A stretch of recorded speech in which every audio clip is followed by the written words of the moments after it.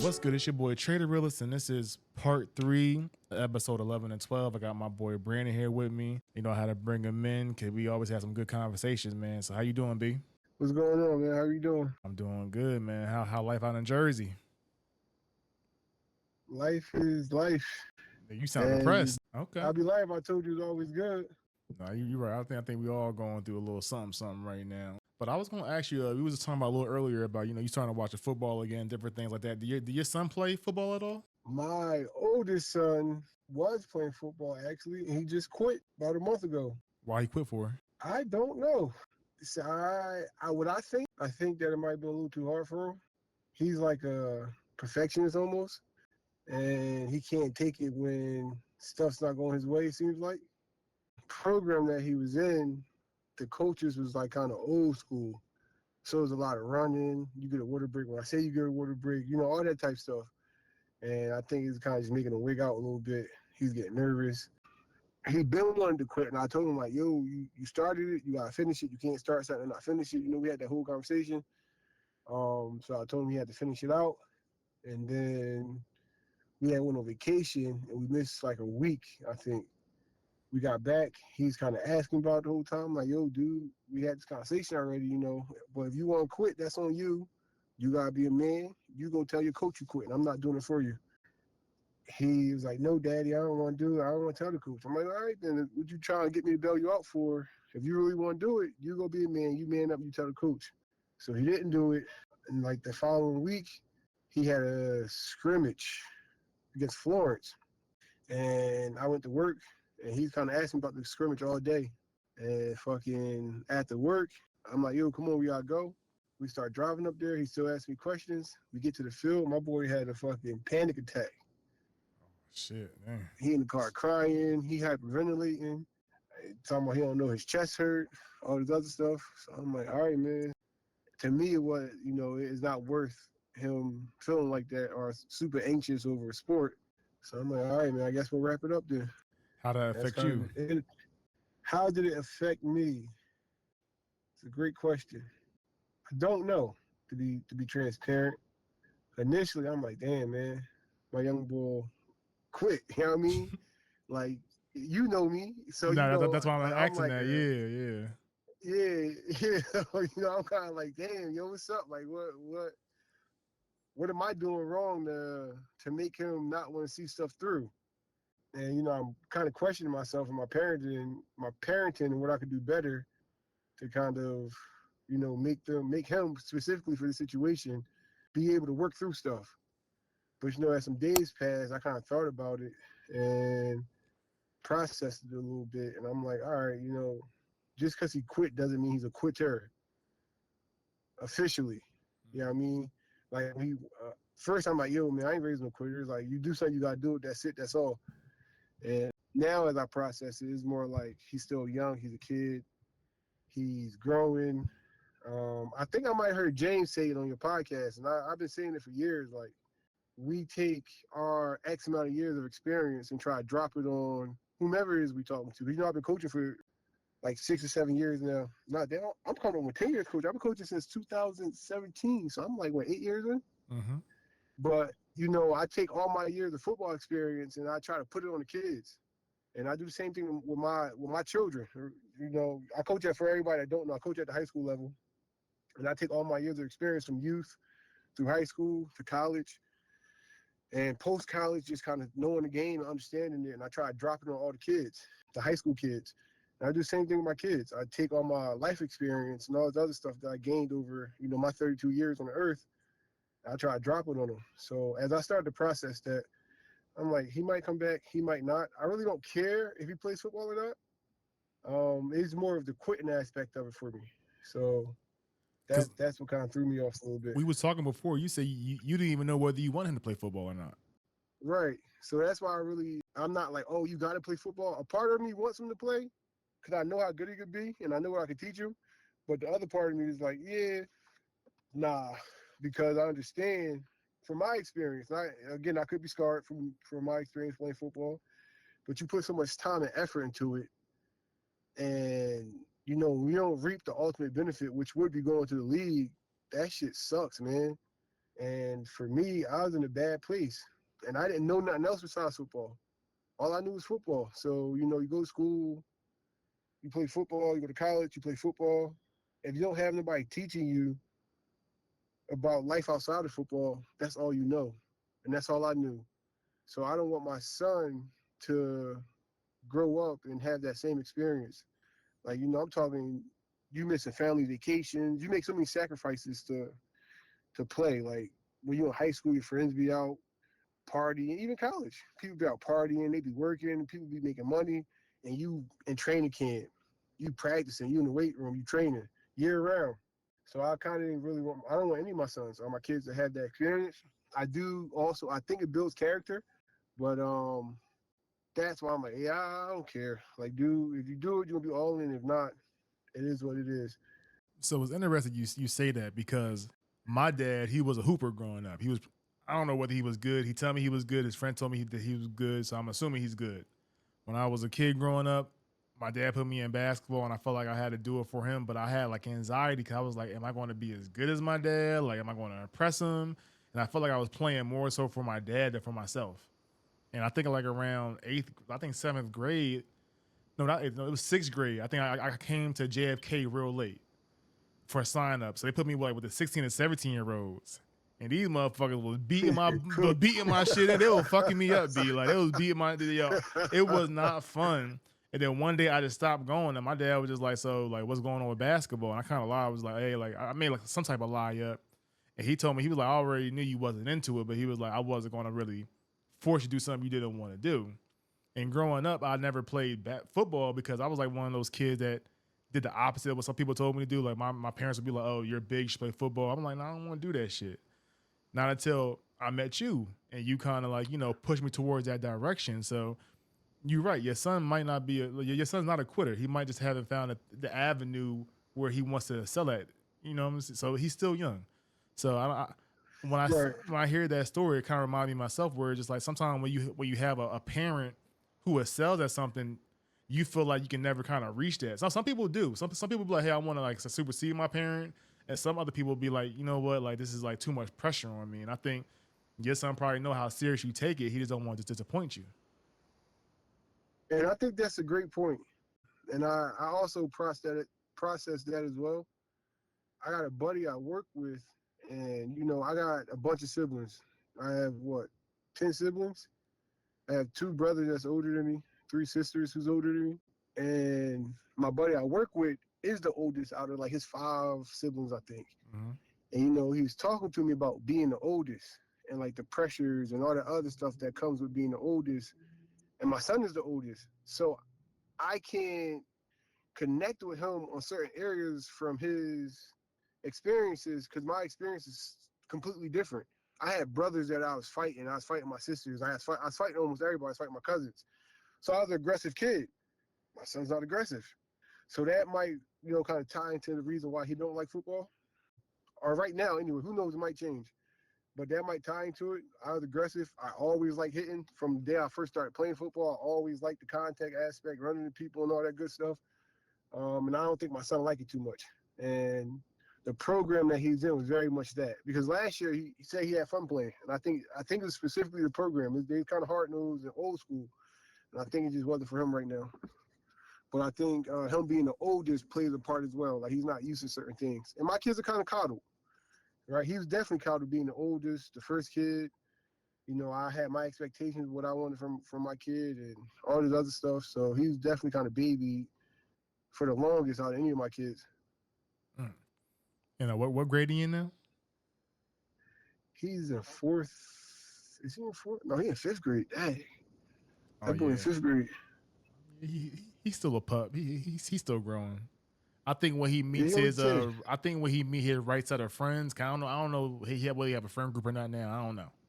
But I feel like when I Hey, a bunch of started, hmm? They're a bunch of no, what? go ahead. No, I'm about to No. say I'm about to say I said when I started like hanging around like you, KG, Jamani, and Matt Dash, that kind of changed me. Like, I think you are who you hang around. You know what I'm saying? So Right, sometimes 100%. sometimes when you might be around a certain group of people where like elementary school, I was like around a bunch of nerds and like we play Yu-Gi-Oh, Pokemon, shit like that. I mean, I don't know whether y'all did that, but that was the time I was on. And then when I got to middle school and I started like enjoying football, started enjoying the being around you guys, I was like, damn, I really want to be part of this ecosystem. And sometimes it just takes time Right. because, like I Yeah, said, I definitely grew to understand that, man. And I think a lot of men, anyway, like, yeah, my son gonna be this, my son gonna be that, and I kind of fall in that category sometimes. At times, you have this expectation, like my son gonna be a dog, my son gonna be him at whatever it is that you might see your son doing that, and I'm learning that that's not always the case. That doesn't mean that my son, isn't going to be great, but it just might not be. He might not be great in what I want or expect him to be great in. most definitely, because I have a nephew, his name Avery. He don't play no. He plays soccer for a little bit, but my dad be like, man, I don't know why he ain't playing no sports. And I'm just like, I mean, he like playing music. He like playing the piano and drums. That's his thing. I said we can't force him to be an athlete. Like if he, like what if he become one of the biggest musical artists of all time? Like I think he started getting into production and beat making and things like that. And I think that's pretty cool when you can actually excel in a certain thing. And I think it's important for parents to find out what your kids are passionate about. It's amazing for kids to excel at what they like. Mm-hmm. Like, and I hear people say it all the time. Like, oh, the black culture push sports, and that's their way out. And from my experience, that's the truth. You know what I mean? Like I told you earlier, I didn't know nothing outside of football. So going to, I think I told you a story before. Going to college, I remember I took my first economics class, and this girl was like, "I took economics in high school." I'm like, I don't even know what economics is, and that was just a big eye opener for me because I'm like, yo, certain cultures are experiencing stuff way sooner than our culture, and it's just, I guess you say it's sad, but when I recognize that, and I start hearing people say like, oh, the black culture, their way out is sports. I can agree with it from my own personal experience. And my dad never pushed me to play sports, but everybody was like, oh, I'm gonna make it to the league. I'm gonna do this. Everybody I knew anyway. I'm gonna do this. Me and Matt used to be like, yo, league or Plan B. Yeah. You know what I mean? So Yeah. that was like all we knew. And I'm more of an advocate for pushing my kids to learn other things. Like my goal is to teach my kids as much as I can so they can find their own knack. So like right now, I talk to my kids about like engineering. Like I don't give them the basics like, oh, be a doctor, be a lawyer. I'm talking about like engineering, architectural stuff, STEM. HVAC, All these HVAC and stuff like that. yeah, right. Well, I wouldn't want my kids being HVAC, but they do make good money. I'm not knocking them nothing like that. But my thing is, for my kids, what I would prefer them to do is something that's hands off, so they can enjoy their body. You're doing HVAC and stuff like that. You're pulling these machines apart, you breaking them down. At a certain age, you just can't do it no more. Like what I do right now, I sit in the office all day. At the age I'm at, I don't know, 10 years, my mom might change, but I can see myself doing this in my 60s. You see what I'm saying? Like people, the retirement age is what, 65? I can Mm-hmm. see myself doing this when I'm 65 because I'm not harming my body. If I want to get up and walk around, I get up and walk around. If I want to sit at the desk, I sit at the desk. So my goal for my kids is to have a similar experience where their careers, keep their body healthy as long as it can. What about your daughter? Are your daughters in any sports? My daughters are my son too. They all ran track in the spring. Mm-hmm. Um, and right now the girls are in gymnastics and musical theater. That's They cool. were in hip hop dance. Um, but the class that they was in, I don't think they had enough. No, matter of fact, the girls didn't like it. It's a different class they want to do. The girls didn't like hip hop dance, which again, I was like, dang, y'all like hip hop dance? But they like musical theater, so they're in that, and then they're in gymnastics. They I, gotta stay active. So sports are important to stay active, but other than that, now I was gonna say, so what if one of your daughters wanted to be like a athlete? Would you encourage that, or would you be like, nah, I don't think it's a right path? Like, say she want to be in the next Clarissa Shields or something like that. who Clarissa Shields? You gotta The educate me. number the best woman boxer in the world, the one like the GOAT. No, no, Why not? no, because What if she, no pun my intended, she got daughter's a too dog pretty in to there? fight. But what if she got that dog in there? You She gonna hold could. her back? Yep. She had that dog in there. My daughter's too pretty to fight. Yo, you don't think My that's daughter's sexist though? beautiful. You don't think that's sexist? Yo, people call me sexist all the time, bro. It don't bother I you, huh? think that no, it don't bother me. I think that everybody has a lane to be in. But what if she had the opportunity to be the best ever? If you could be the best at one thing, you'd be the best at anything, Oh, or here we something. go. Not anything, but something else. Okay. Okay, I got You you know what with I that. mean? If you could, in order to be the best, you have to have a certain drive and ability to push past hurdles, Mm-hmm. right? So if you could train and do all this extensive stuff to make yourself the best at any given sport, you can be the best in another sport. So of course, certain genetic attributes will make somebody the greatest, but the best, we talk about the best, you can be the best at your sport. You might not be the greatest because certain, like I said, genetic attributes. Like some people can't run the fucking 4.3. That's cool, right? Some people not running a 45 seconds in the 400 or 43 seconds, whatever the world record is. That's genetics. But can you be the best? Yeah, sure you can. You might not get to 43, you might get to 45, 46 or something like that. Like, and that's perfectly fine. Do you see any of your parents and your kids? My parents or myself? Your parents. No. What about you? I see some of my tendencies coming out on my kids at certain points. Yes. So are these good tendencies or bad tendencies? I think a combination of both. You know, everybody call me angry. I'm the angry black man and all that other shit. Angry. So, Is that what they call you? and so, you know, I'll be seeing that shit come out in my kids sometimes. They be angry and pissed off. And I don't think nothing wrong with it. I think that if you learn how to channel your anger, it turns into some sort of motivation. I try to teach my kids to channel their anger. But of course they're kids, so they don't know how to channel it. And I'm not a fucking psychiatrist, so I'm learning as they're learning to try to teach them how to channel it.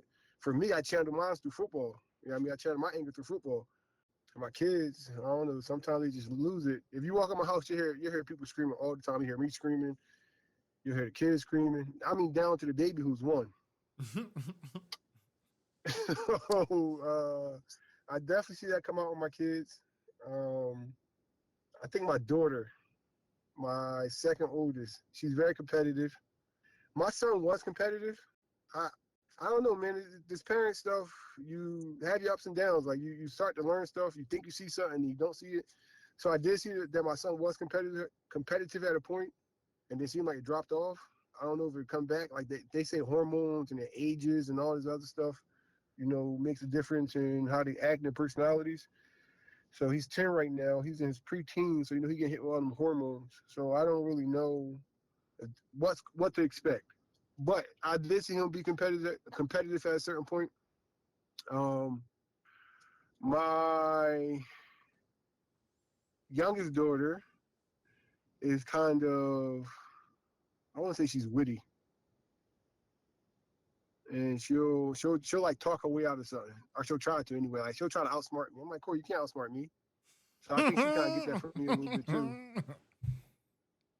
That's hilarious because like my sister, she be telling me that she has like a 2-year-old, but she pretty much saying that she's seeing certain thing where she's like, oh, I think this karma because like what her kid doing or I guess she did it with my mom X, Y, and Z, and I'm just like, I wonder does it come back around to you, or if it's I all in think your it head. do, man. Certain things. I think certain things definitely come back around. Like I don't know about you, but when I was a kid around my son's age, I would tell a dumbass lie. And now I'll be catching my son say dumbass lies. I'm like, yo, bro, you lying, son. And he was like, no, I'm not. Like, yo, but then it gets to a point, because first I want to laugh, but now I'm getting offended now because, like, yo, stop lying to me. Don't lie to you. You shouldn't lie to nobody to start with, but definitely don't lie to your parents. Yeah, you sound like my dad. Damn, So, that's how my dad was. I was a habitual liar till about age 13. I was lying like shit until yeah, 13. dumbass lies. And my So, dad would just be yo, I like, remember, "Yo, why are you lying for?" I know you tell. I'm like, but I think as a kid, you really do think you can outsmart your parents because, I mean, no offense to my dad, I would get caught probably like 2 out of 5 times. So those 3 times I got away with it, I'm like, all right, I could probably go off of that. But those 2 times you get caught up, you be like, damn, like why the hell did I say that? Or why the hell did I bring this up? So you did. but you want to know what's crazy? What's crazy? It's possible you didn't get away with it. Maybe your parents just didn't want to address it. I never thought of it like that. Mm. Because when you become a parent, you start seeing certain traits, and you see sometimes you're like, yo, I don't feel like addressing it. I don't feel like arguing with them. I don't feel like beating them. Whatever it is. You know what I mean? Sometimes you gauge the severity of something. You like, yo, I'm not even gonna say no. I'm just gonna let that one slide. So I don't think my kids get away because sometimes they do stuff and I notice. And if it's a lie and it's something that's stupid or something like that, I don't think it's worth addressing. Depending on my mood, I won't even address it. I'll say the only difference is that you still relatively a young parent. Like my dad was old. Like Right. my dad had me at 40. So for me, it was just like when it came to like some technological things, my parents was behind. You know what I'm saying? Like I remember Right. like for a whole year I hit a report card. They ain't know nothing about it. Like for real. Now I'm hearing these kids are getting like y'all get texts and y'all get emails and shit like that. I'm like, yo, if my parents got text or emails and they were so up to date, like I would have got in so much more trouble. Like I was happy. I'm not saying I was happy. As a kid, I was happy I had older parents because there were certain things I knew I could finesse. But when it came to life, like certain life things, like my dad was very smart when it came to life. And he would be like, nah, that's a dumbass response. But when it came to like, hey, the computer technology, I was finessing a lot of shit. A lot of shit. That's why I feel bad for these kids now, because y'all have all these cameras, ring lights, and shit all over the place. These kids would get caught up. Like, these kids can't do nothing nowadays. Yo, I hate technology, bro. Me too, but we need I it, can't though. stand technology.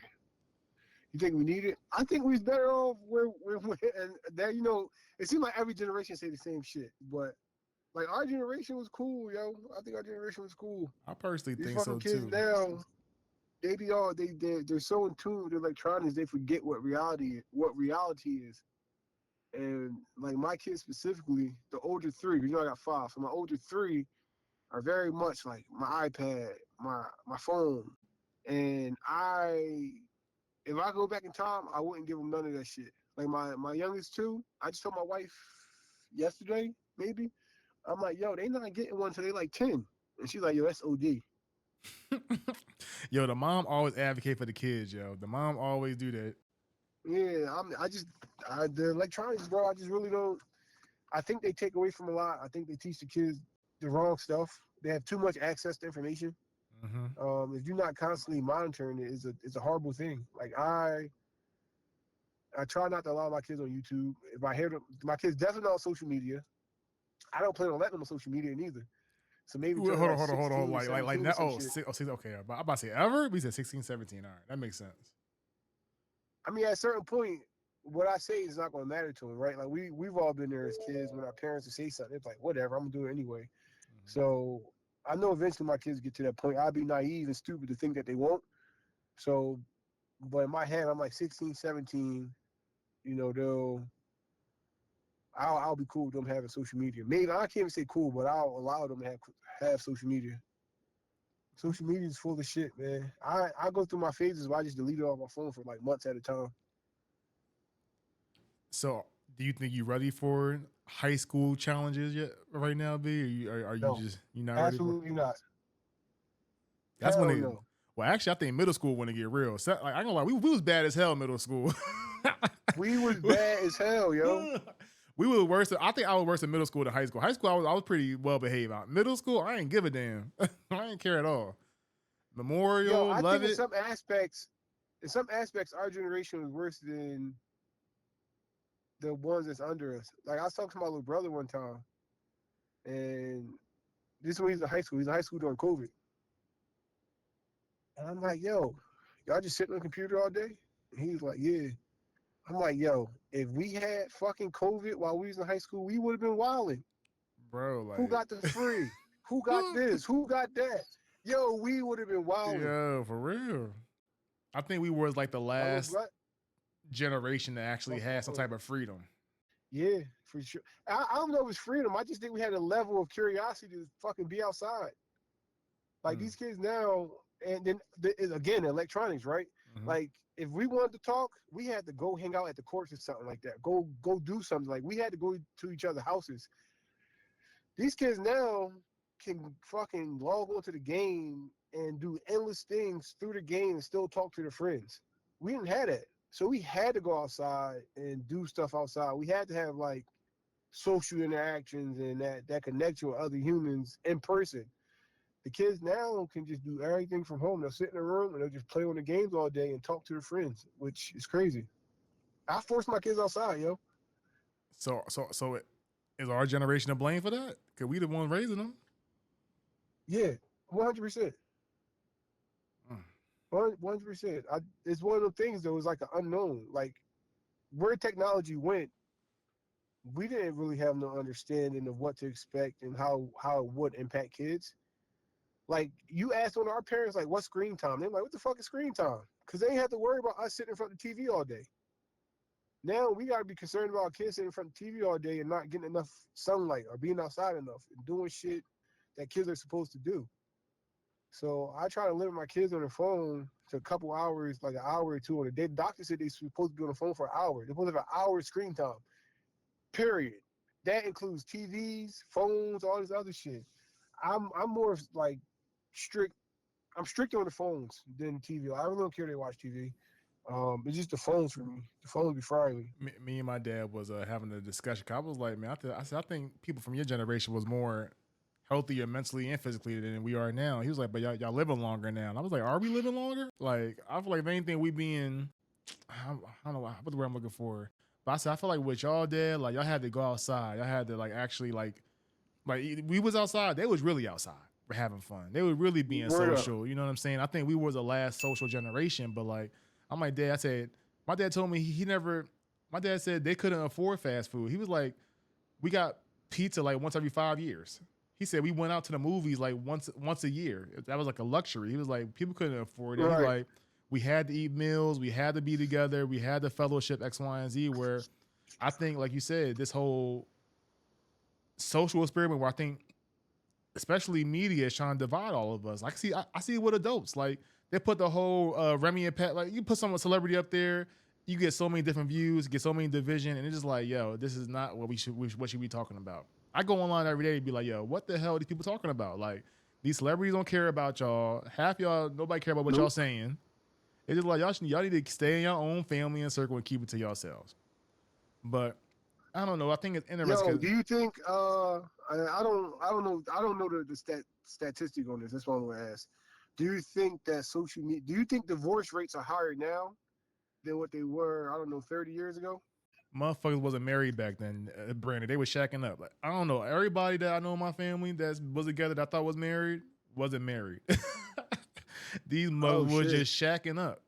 And I think back in the day it was more of a shack up era. Like, I don't know what you saw in my episode with James, and I was talking to him about how like I have an issue with my dad idolizing his grandfather because when we did like on my dad, I think 68th birthday, we did an ancestry for him, right? Like that was his birthday. He said he wanted us to do ancestry to go through his lineage, X, Y, and Z. We did that. I found out this my grandfather had multiple families. I thought that was like a secret. So I told my dad about it. He said, "Oh, I knew about that." I'm like, "What?" He was like, "Yeah." He was like, "I mean, that was kind of the thing back in the day." He was like, "People, he like the man came back home to the family. That's all that mattered." And I'm just like, "Oh, well, he wasn't marrying none of these families though." I was like, I understand he came back home, but as I keep looking deeper with my aunts and uncles and stuff like that, as I got like when I was a kid, I thought they was married. Then I found out in high school, none of them are married. But they had, but I think back in the day it was more so about perception. You know what I'm saying? Where I think now, I think the issue with our generation is that people have things that traumatized them when they was young, and they almost portray it onto their kid, and they almost try to force things out of nowhere because they don't want to deal with their past trauma. Like, how can I explain it? I know a lot of parents who change their parenting style because they didn't like how their parents raised them. And when I talk to them about how their parents Right. raised them, to me it sounds very normal. Like, okay, your parents ain't let you do X, Y, and Z. All right, you got beat every now and then, but did you deserve that? I'm not saying like ask them you don't deserve, but I'm like I got a lot of ass as a kid, and I grew up pretty okay. I don't blame my parents for how I was raised. And me talking to my siblings who have kids, I don't have kids. Their method of discipline and how they raise kids are different than mine. And I thought we all was on the same page, so I started talking to them. They was like, "Nah, I don't like when mom and dad did that, or I'm not doing that with my kids." And then later on, I'm seeing like, all right, you're not doing it with your kids, but now y'all kids are like retaliating in a different way. You know what I'm saying? Where back in the day, I feel Right. like even though you can say that, you know, Athens were bad and things like that, there still was a hierarchy where you respected your parents and your elders. Where I think nowadays these kids think they can try their parents. You know what I'm saying? Where it's like, oh, I could call CPS or I can, try to get my parent not to. I ain't know I ain't know about CPS as a kid. Like, let my ass touch a phone when I was a kid. I Bro, would have been I gone. will wear my kids the fuck out if one of them pull that fucking car on me. But these kids are doing that nowadays, and like you said, they have this access to like these to these iPads and stuff that tell them about this, and it's just like, yo, I understand giving these kids freedom, but like I like what you said, where it's like, no offense, if I have kids, I don't want my kids to have freedom until about 15, 16. Like that's when you start getting some freedom. What you need freedom at Bro, 11 for? kids, that's a fact. Yo, kids deserve ass whippings. For yeah, Real rap. yeah. You know what I mean? And they deserve ass whippings and they don't deserve to be free because they gonna make kid mistakes. People can say whatever the fuck they want, like, oh, let the kid learn this and that until some wild shit happened, and then it's like, oh, then everybody acting like they don't know why it happened. Like, nah. Kids have to have a level of discipline and not being able to do certain things. Like that's the point of having parents. And I definitely think kids deserve to get their ass whipped. Now, I don't beat my kids a lot. But if they need it, I'm gonna whip their ass. Like that's Do just you it. have a But cutoff age? what for beatings? I'm talking about just like you being like my dad told me around like 16, he was like, I'm not putting my hands on you no more. He was like, we want to find a different way, but he said, I can't Nah, keep putting my hands on you. nah. I don't got. I don't know. Obviously, my kid's not 16 yet, right? Mm-hmm. But I don't. Right now, I don't think I would have a cutoff age. No, I mean, unless they're an adult, like they're on their own, paying for their own shit.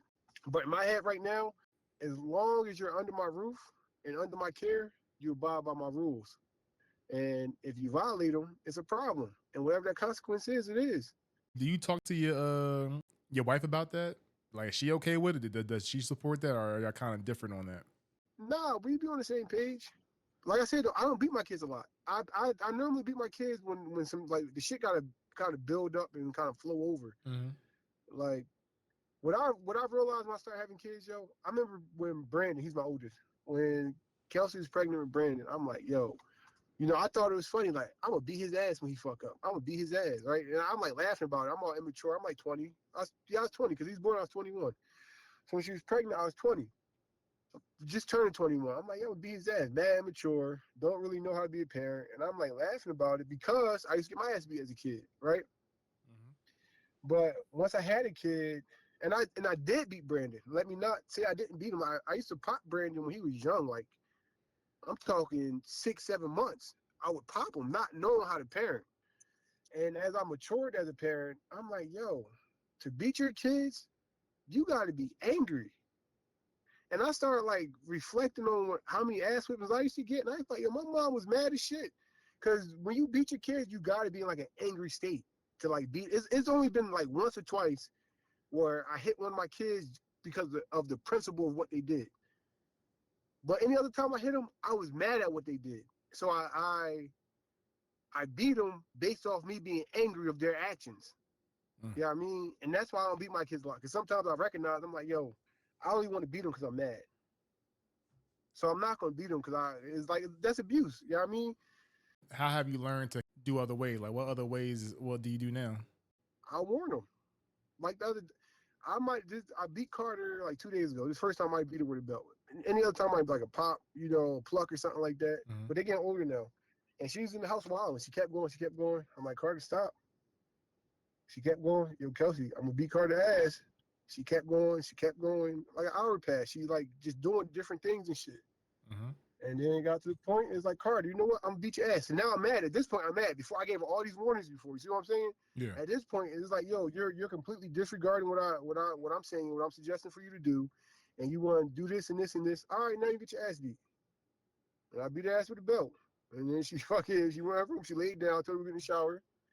I had went somewhere, came back home, and she came and apologized to me. And that kind of fucked me up. Oh, wow. I'm about to say, damn, that's crazy. I was going to say this to that. I'm not saying it's a good thing, but the fact that you was an equal opportunist, because like my dad ain't beat my sisters. Like my oldest sister never got her ass whipped before. She was an angel. And Ashley, she only got like pops on her wrist. But me, golly, boy, up and down the stairs, all type of shit, belts, all of that shit.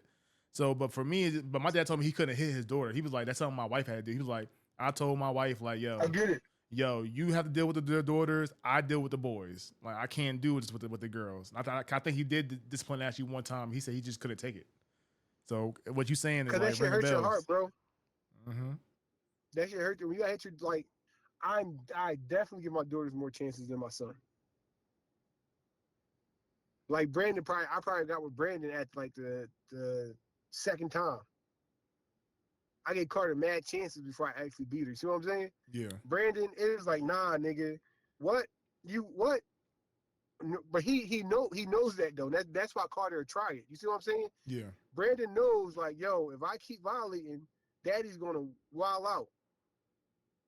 Carter is like, I will keep pushing Daddy buttons, so ain't no more to push. Brandon's like, yo, I'll push a couple buttons and I know it's over after that. Carter's gonna keep pushing them until ain't no more to be pushed. And it's like, all right, Carter, you're getting your ass beat. So Brandon is I have more patience.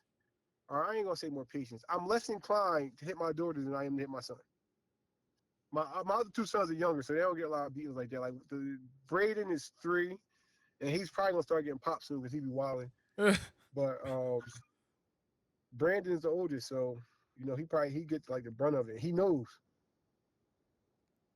Okay, cause I remember when I was older, because I ain't gonna lie, my dad used to OD. I remember one time I told my mom, I was like, you don't think like your husband was ODing? And she was like, no. I was like, what? I was like, yo, but I respected it because she stuck by her husband's side. I was like, nah, like he did what he thought was best. And I was like, all right, I guess gotta take that answer.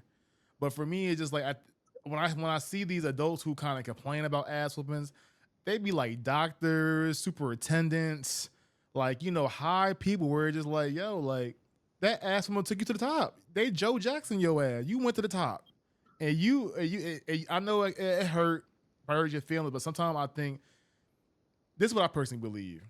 And my sister, she probably gonna listen to us. I have a nephew, yo. He bad as hell. And I be telling my sister, I'm like, yo, if one day somebody gonna beat his ass, yo. And I think everybody need to get their ass beat one time. Personally, I know it might sound fucked up, but I think everybody need to be humbled one time so they can be like, you know what? Maybe I shouldn't talk this much. Maybe I should hold some of my words back. He got a smart mouth. I'd be like, yo, who's letting this kid be this smart with his mouth? My sisters and my brother-in-law love them to death. They're great parents, but they just like, yo, we don't want that for our kid. I respect that. But I'm like, yo, somebody gonna give it to him somewhere down the line. Like I'd rather, I'd rather get in front of it before that happens. Cause I don't want another person to maybe not know when to stop or, go overboard with my child. Where it's just like, I like as a parent, when like, all right, this is enough. Like, all right, I could probably console my kid back. You know what beating your kids teach them? What? There's a consequence for your actions. So if you is a shit talker and all this other shit, you talk lip to your parents or whomever the fuck else it is, and you not getting no consequence right away, like you just said, somebody gonna give you that consequence. And I think it's important to teach your kids that, yo, there's consequences for what you do. You can't just be out here doing shit and don't think nothing will happen to you, because something will happen to you one day. Mm-hmm. Because some of these kids So aren't raised in a coddle environment. Some of these kids want to get out here and get active, yo. Yeah, my son got his first fight, was it last year? Year before last? Year before last, my son got his first fight. And I was tight too. But he said the young boy was talking shit. He's talking shit back. And I think he said the young boy pushed him or something like that, and he socked him. And then the young boy like scratching him up. The young boy scratched his face and shit. I told him like, yo, the young boy talk shit. You talk shit back. You gotta be ready to fight. Ain't that like you can't just sit there and talk shit and don't think nothing will happen. Like, you gotta be ready to fight. Like young boy should have scratched you up. The teacher should have been there to kind of intervene. But I told him like, yo, that's life, bro. You gotta be prepared to fight. You can't talk shit and not be prepared to fight.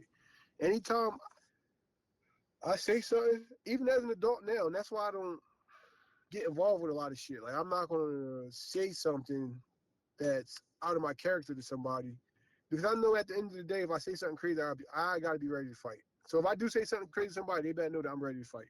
I try to teach my son, I guess, and my daughter the same thing. So when did you get that out of you, B? Because you was always ready to fight back in the day. When you started being like, When I it's had not worth it. kids, Oh, you had kids? Okay. when I had kids, man, you realize like for one, the older, yo, bro, I used to think I was a superhero, and it sounds crazy, but I really used to think nothing could happen to me. So when I got older and you start seeing people die and shit like that, my uncle told me one time, like, yo, Brandon, you always trying to fight somebody. You a big ass young boy. I would shoot you if uh if you came at me in the bar or something, you wasn't my nephew. And that shit opened my eyes. I'm like, damn, for real? And that's when I was like 18, 19 or something. So as I started having kids, I'm like, damn, I can't be out here wilding. And again, I don't want people to think that I was one of the people that wilded out because I wasn't. But people that know me know I wouldn't lose my shit over something simple. Yeah, well, once I get annoyed, I'll be losing my shit. Uh-huh. So once I realized, like, yo, people be out here dying over shit like that, and I start having kids, you kind of calm down. So now the only thing that could get me there at this point in my life is probably my wife.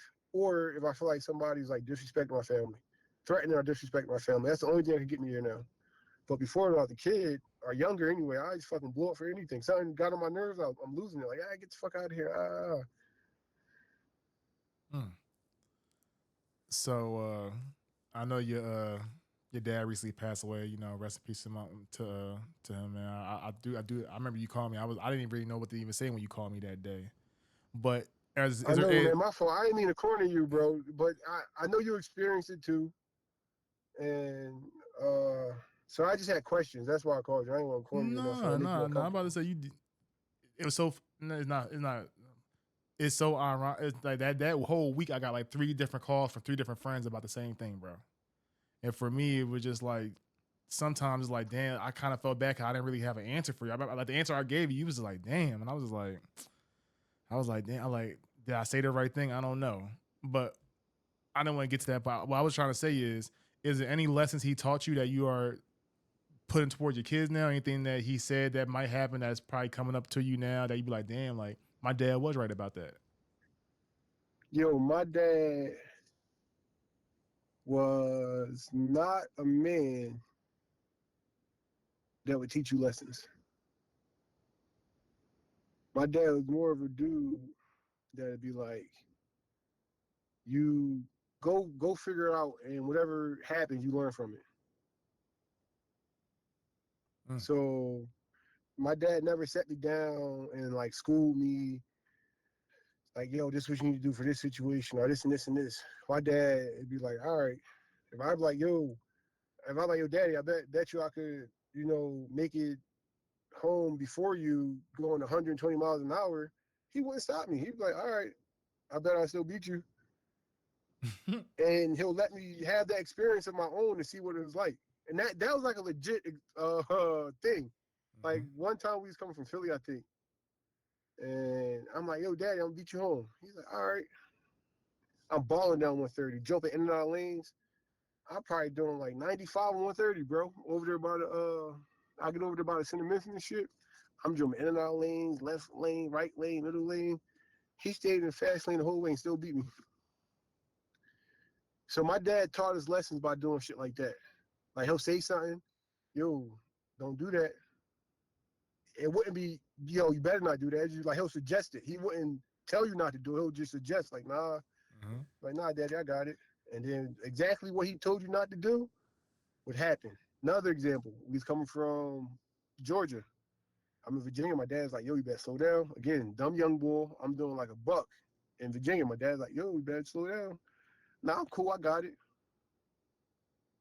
5 minutes later, I get a ticket, $380. You know what I mean? So that was my experience with my dad as far as lessons. He wasn't a big talker. He wouldn't talk to you about lessons. He's more of a person that would have shown you. Mm-hmm. Okay. I don't know. I don't think you That answer your remember. question? Yeah, I don't think you remember talking about you speeding and shit. Remember the time you Kyle and me was supposed to race? I let y'all asses go 130. I was like, yo, y'all going too fast for me, bro. Y'all like, let's race down 130. Y'all just left, and I was just like, you know what? I ain't getting no ticket for these niggas. I just started Man, cruising after stupid. that. I started cruising afterwards. But yo, what you just said, I remember y'all was going down 130, going in and out of lanes. I was like, damn, these boys going crazy out this motherfucker. But Man, Soup, you did the right thing, bro. You did the right thing. Fuck them remember, niggas. I'm making it the fuck home. remember the time me, you and Matt was egging houses and shit. Yeah, go faster, I was like, bro, this is the fastest I'm going. Like, you driving too slow. I was like, bro, I don't know how to go no faster. Y'all picked the slowest dude to be the getaway. Yo, good times, man. Good times. But no, I'm about to say, but I do think life is like a full circle, and I think your kids going to try you. That's what my dad told me. He said, yo, your kids is going to try you.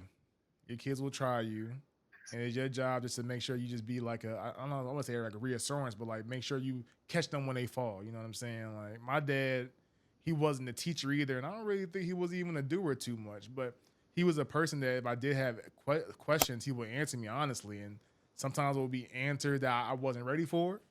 But I always knew that my dad always was honest with me when it came to like some of my serious questions, and that's what I respected about him. Or, yeah, I never really had no. You know what's crazy, bro? Before my dad died, I finally started to get to the point where I'm like, yo, like I had specific questions to ask my dad. It wasn't just like random questions because I never really had questions to ask my dad because my dad was so nonchalant.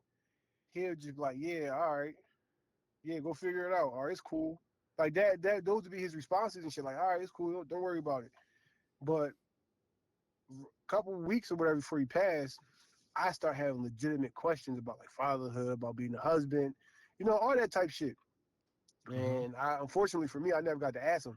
It's crazy you say that because before my mom passed away, I was asking her so many questions, and I would hate that she would always be like, ask Jehovah. Like she was Jehovah Witness. She's like, ask Jehovah, ask Jehovah. I'm asking you. Like, why you keep telling me ask Jehovah? And I remember she told me before she passed away, she was like, yeah, she was like, would you be mad if I don't go to your wedding? I said, what you mean? Would I be mad? And I'm thinking she's talking about more so the witness thing, but I think she kind of knew her time was Right. coming. You know what I'm saying? That I look back on it. And she was just like, yeah, she was like, would you be mad if I didn't go to your wedding? I said, well, why wouldn't you go to my wedding? And she was like, because I'm a witness. I'm like, well, you just went to my cousin's wedding last week. What do you mean? So you want to go to my cousin's wedding and not my wedding? And she was just like, well, I'm trying to get right with the Lord and things like that. And I was like, Mom, I said, what if you do all that and don't make it to where you're going to? I said, what if you don't make it to heaven or paradise or see the Lord? And she was Then you just told like, your mom that? yeah, I told her that. And she was just like, well, I would just be upset that I wasn't good enough for my Lord Jehovah. And for some reason that, I don't want to say the word pissed me off so much, but it really got me mad because I was just like, dang, like you're not even thinking about your family. But when I found out she had dementia and things like that, I found out I was asking questions to somebody who couldn't give me the answers at that point. Like she wasn't mentally capable of doing it, right? Right. But you don't know that until after the fact. So now I ask my dad so many questions, and my sister be like, "Yo, you really talk to dad about this X, Y, and Z?" I tell dad about my girl experience. I tell him like talk about everything on my dad, and it's so crazy that he is like really my friend now. Like I feel like when I was younger, it was like, all right, he's my dad, and that's it. But now he like really like one of my boys, where it's like I talk to him about everything, and like I don't hold nothing back, and I be asking him for advice on certain things. He be giving me like some real advice. A lot of the stuff would be about my mom, and I can't really take it sometimes. But I'm just happy the fact that I'm able to get a real answer from him because at the time when I really wanted to talk to my mom, she wasn't mentally able to give it to me. I think she probably would have gave it to me if her mom was right. But I think at that time, I think she was telling me subliminally, like, yo, like my time has come to, I can't really, like, I'm just trying to get to a place where I can find peace. You know what I mean? So it's definitely hard when it's like you try to find answers. And my sister still be like, oh, well, our relationship isn't the same as yours with dad. I'm like, well, how about you try asking him about some of these questions? Because like my dad, I didn't know how cool he was until I reached 30. Like when I reached 30, I'm like, oh, my dad actually is pretty dope. Back in the day, I was like, oh, my dad just, he just him. I thought he had like a cool stoic vibe about him. I never really thought he was like a cool person to talk to, but like he legit like my best friend now. And that's experience with my mom is making me force conversations with my dad where it's just like, why do you idolize your dad? Why do you think this is okay? Where it's like back when I was a kid, I was scared to ask a question. One, I was scared I would have got smacked. You know what I'm saying? But My dad be like, nah, like let's sit down and talk about it. Sometimes I can't take the answers. He don't know that, but I know if I say it, he probably won't talk to me no more about it. But like I just respect the fact Right. that he talks to me about it. You know what I'm saying? So that's something that it's serious. Where it's like if you do have a relative around with their mind still intact, like it's important to talk to them to see what their mind's at, what they would do at your age. Cause like it's funny, it's crazy how things stay the same. Cause like a lot of things I go through right now in my 30s my dad had went through the same thing. And it's like, damn, like it's history repeat. I don't say repeating itself, but it's just like it's crazy how much alike we are that me and my dad is, and I never knew that. He went through the same thing in his 30s, or just throughout his life. When I was 28, I had a real bad back injury. My dad had a back injury at 28 too. When it comes to some of when it comes to some of my woman situations I went through, you know what I'm saying? I talked to my dad about it. My dad went through those same kind of things too. And it's just like, it's interesting just hearing his perspective. Cause me, I feel like I'm like how your oldest son is, where it's like, my issue is that I'm an asshole, right? But I'm also my mom as well. So that conflicts with my assholeness. You know what I'm saying? So it's just like, I'm an asshole, Right. but I'm also like, I also am very empathetic and sympathetic. So it was like, my initial thought be a fucked up thought. Then I'd be like, yo, Cherry, why you thinking like that? Where my dad, like, he is just one away. So when I talk to him, I'd be like, damn, like, you really like just did it like that? And I respect the fact where it's like, I know where I get certain parts of myself from. Whereas like I feel like when you were a kid growing up, you'd be like, yo, why do I feel this way? Like why do I act this certain way? When you realize like, yo, we are products of our parents. And my dad told me, he was like, yo, your mom wasn't perfect. He was like, your mom did some things too that you don't know about. And you don't really start understanding it till you start getting more of a worldly view. And my dad used to tell me when I was a young, he's like, yo, he said, you don't have enough life experience yet. I ain't know that when Word I was up. a kid. That's a fact.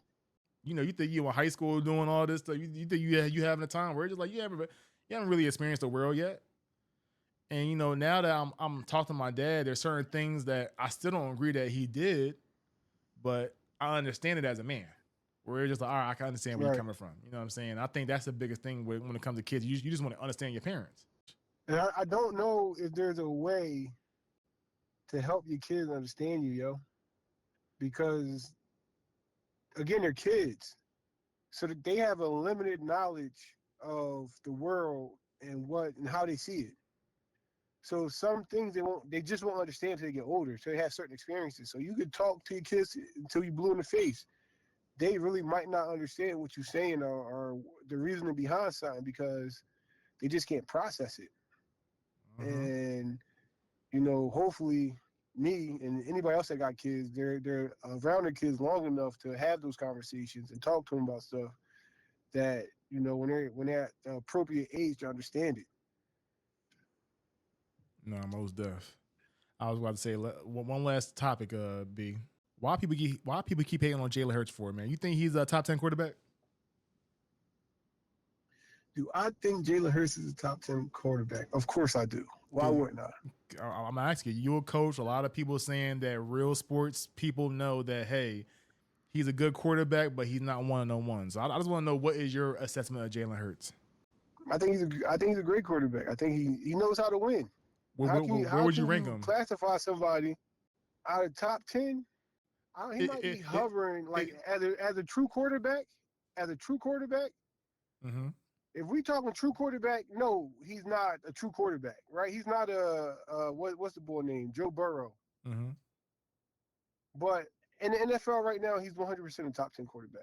I'd probably put him at like 6 or something. I think people get confused with, how can I say, you can be the best athlete in the world, have all the mechanics, and still not know how to win.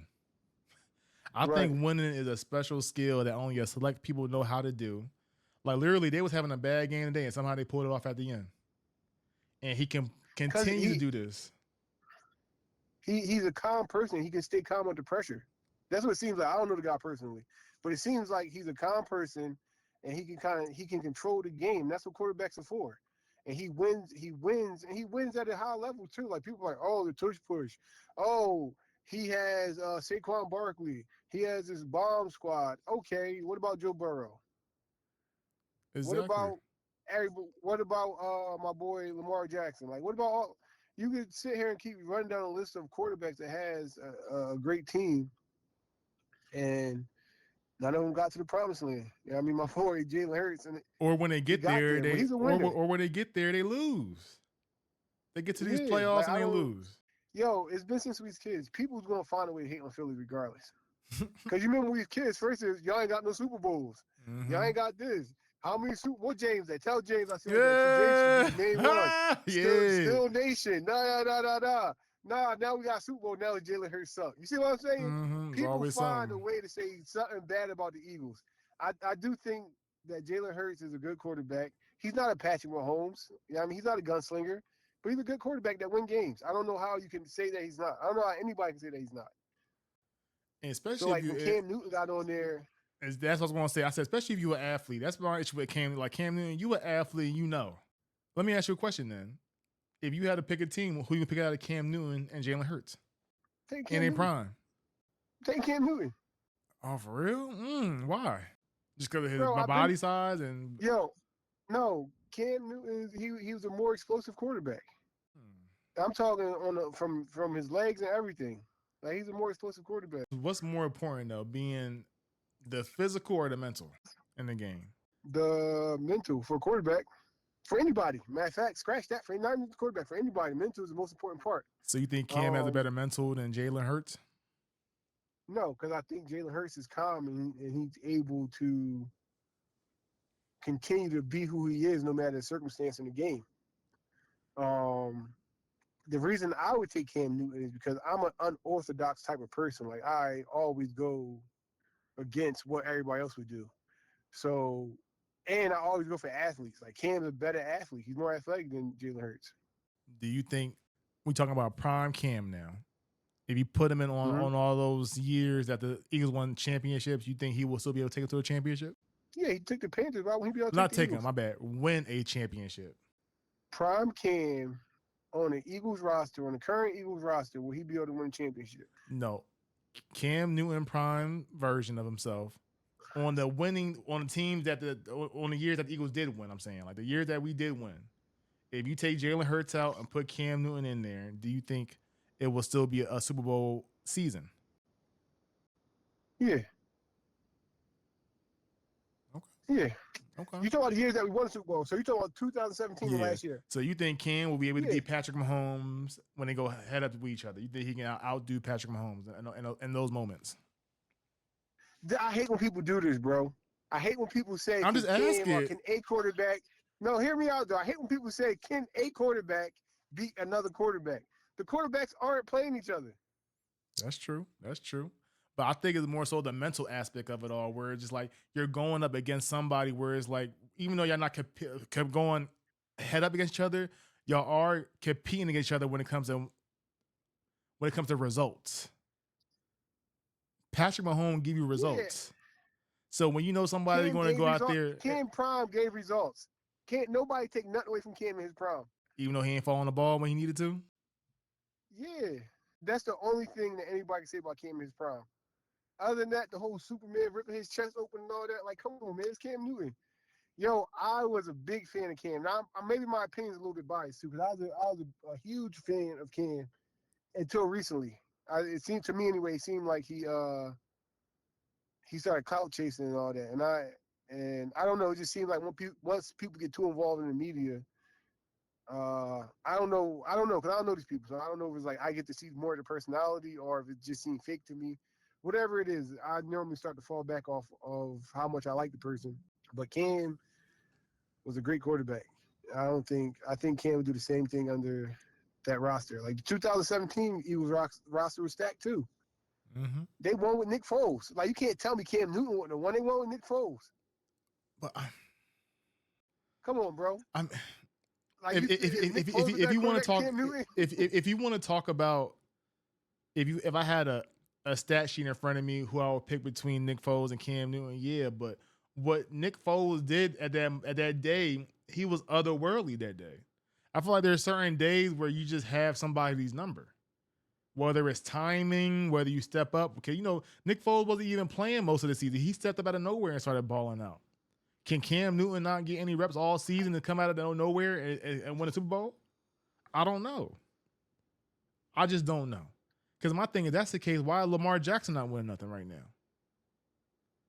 I He's the think the that go. He's the stat king of everything. Lamar Jackson doesn't have the team. He don't have the receivers.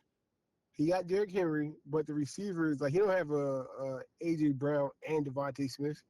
Yeah, I mean he has a what's his name Goddard and what's the boy name Andrew, and likely's good too. Like he has them, but he don't have those receivers that's going to open the field up.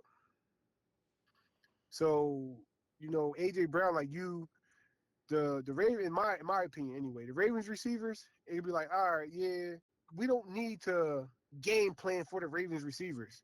You have to game plan for AJ Brown. You have to, and you have to game plan for Devontae Smith, and they're a tandem. So you have to figure out how you're going to keep the ball out of both these guys' hands. The Ravens receivers, in my opinion, aren't those guys. Like they're decent receivers. They got some speedy guys or whatever. They're not an AJ Brown. They're not Devontae Smith. So I think that's a big difference. So like again, you throw Lamar in the lineup like that, he's going crazy. My last question: you think Shedeur like that? I don't know, man. I've never been big on college football. I just had a similar conversation with somebody the other day about Shedeur. I think it might have been yesterday, and I was telling them like he's been in Deion's system because they say he's struggling with the playbook for the Browns. Mm-hmm. And I'm like, he's been in Deion's systems his whole life. So either he knows the system already, or Deion's making the system fit Shedeur. So if he's struggling right now, it's because he's not used to being in a different system.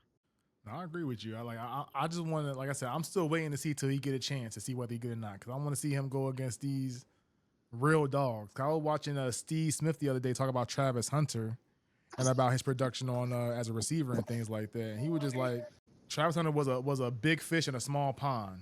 Now he's a big fish in the ocean. Right. So he was I just agree with like, that. so he was I just don't like like, Stephen A. though. no, I talk about Steve Smith, not Stephen A. Steve Smith. Oh, word. Yeah, so he was like, so he's like, he in the ocean now. So he was just like, now he had to see whether he could swim with these fishes. He was like, some of these fishes have been in his woods for a long time. He said the deeper you go in the water, the bigger the fish they get.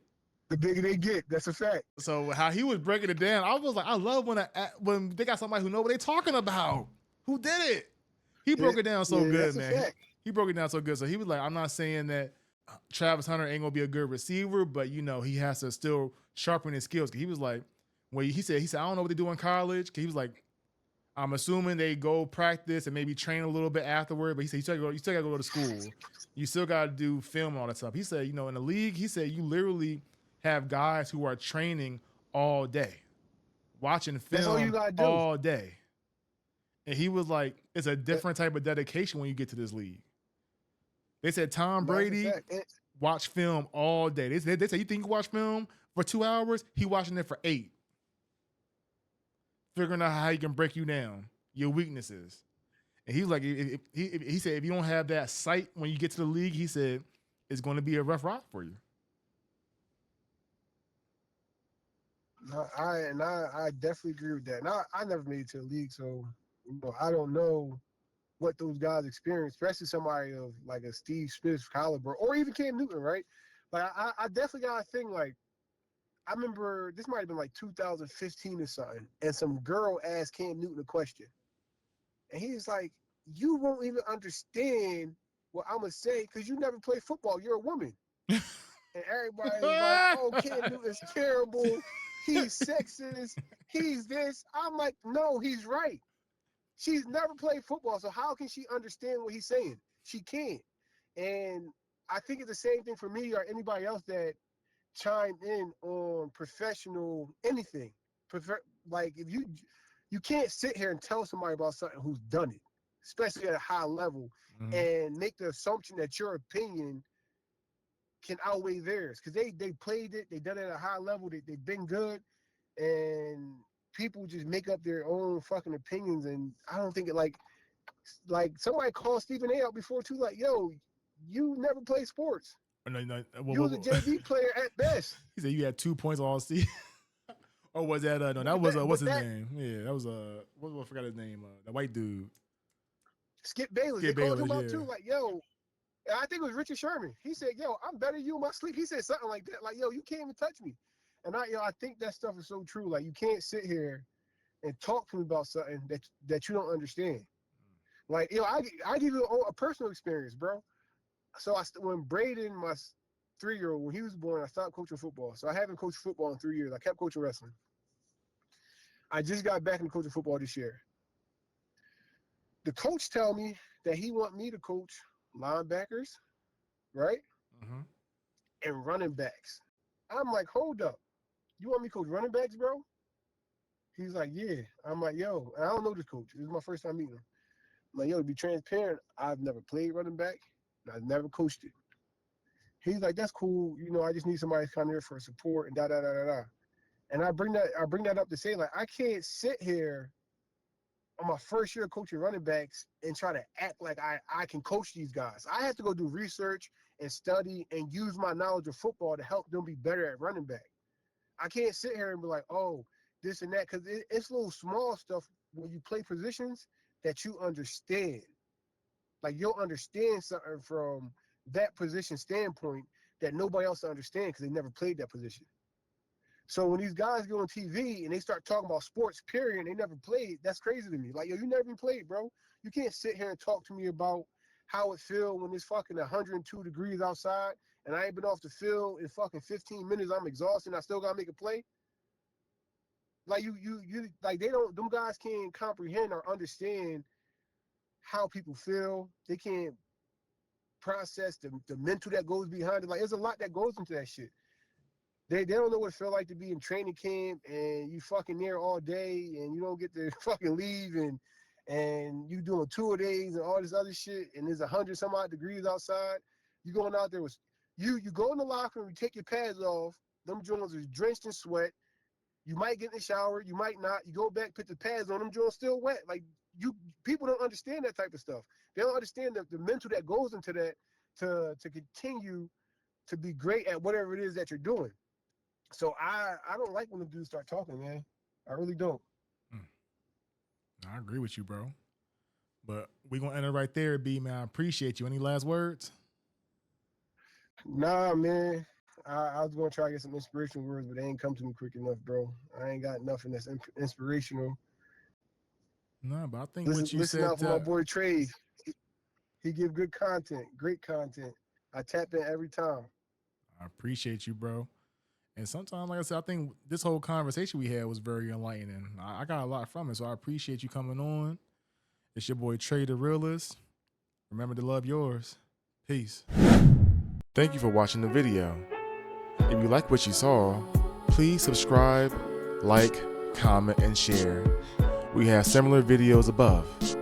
For exclusive content, please follow our Patreon, which is patreon.com/BearviewMedia. See you next time. Peace.